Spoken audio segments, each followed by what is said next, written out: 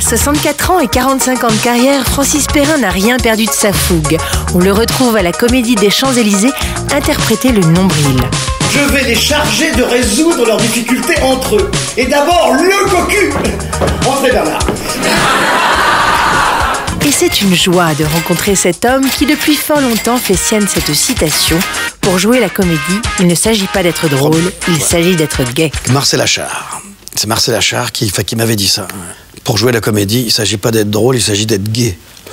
Formidable ça. Ça, j'y pense toujours quand je joue un rôle comique ou tout, c'est ça.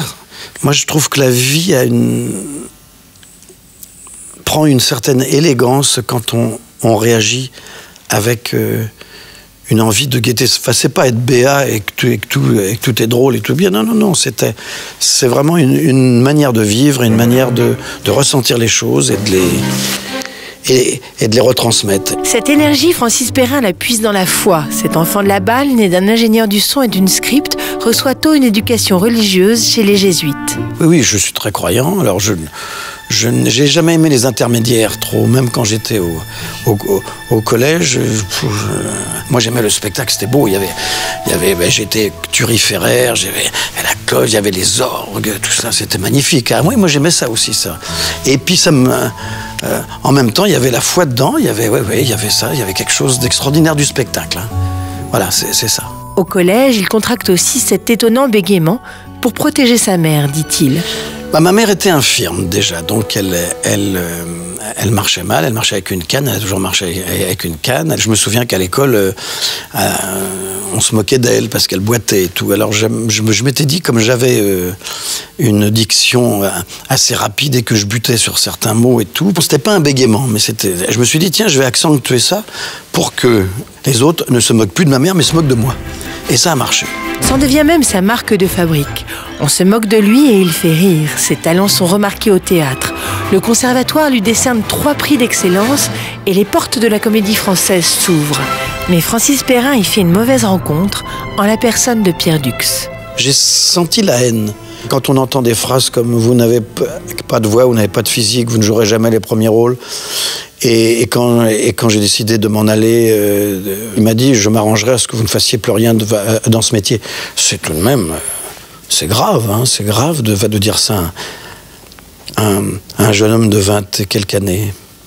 Je l'ai mal vécu tout de même, hein, ça m'a fait mal, parce que j'en ai parlé jusqu'à l'âge de 50 et quelques années tout de même. Hein. C'est incompréhensible, voilà, c'est surtout ça. Pourquoi ? Il décide donc de quitter cette grande institution et de se débrouiller par ses propres moyens. Il sera tour à tour acteur, directeur de théâtre, metteur en scène, réalisateur, scénariste, romancier. Jamais Francis Perrin n'aura manqué de travail. Mais si j'avais pas été le chercher, est-ce qu'il serait venu ? Je ne le crois pas. Je ne le crois pas. Et j'ai dit, tiens, il faut que j'aille parce que je peux pas attendre comme ça qu'on me propose, on me propose rien. Et j'ai fait ce que j'ai voulu et je ne regrette absolument rien, je referai exactement pareil. Seulement le bégaiement, sa petite taille, ses poisons de complexe le font douter. La séduction, les femmes seront l'antidote.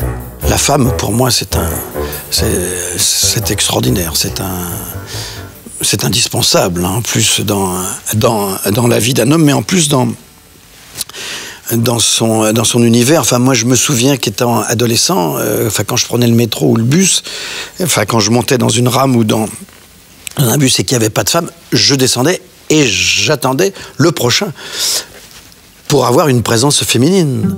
Francis Perrin se marie donc 5 fois pour vivre aujourd'hui avec celle qui deviendra sa veuve, rigole-t-il. Avec Gersande, il aura eu 3 enfants, dont Louis, un enfant autiste pour lequel il a mené un dur combat. Bah vous savez, Louis, quand on a un enfant qui ne parle pas, qui ne marche pas, qui est rien, qui ne réagit pas, bon, il y a un moment, il faut se dire que c'est pas normal.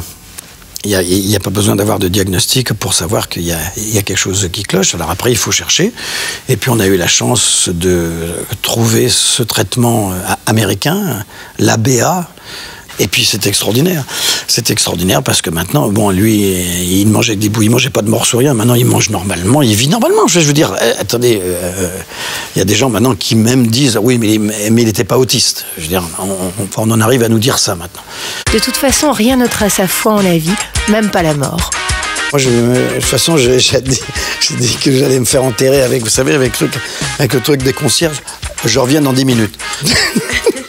Non, mais je reviendrai, oui, Ah bon, c'est sûr.